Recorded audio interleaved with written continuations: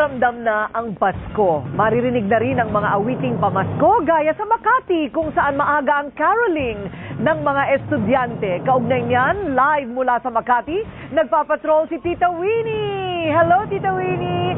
Kumusta na ba ang panibago mong tambayan ngayong Pasko? Ay naku, ating, para kang nakalutang sa alapaap habang naririnig mo ang mga boses na tila mga anghel na bumaba mula sa langit at kumakanta ng himig Pasko.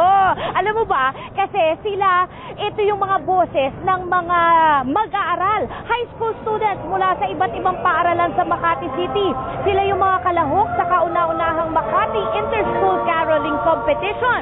At 6 na grupo ang naglaban ngayong gabi sa caroling contest. At ang itinanghal na champion na tumanggap ng 20,000 pesos bilang premyo ay ang Don Bosco Technical Institute, Makati.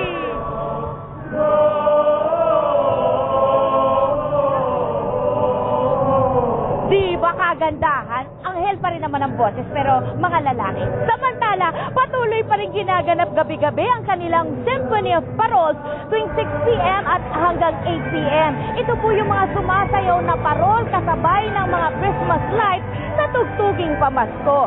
Magkakaroon din po sila ng anticipated mass at anticipated simbang gabi simula December 15 hanggang December 23. Magsisimula ang misa ng alas 6 ng gabi.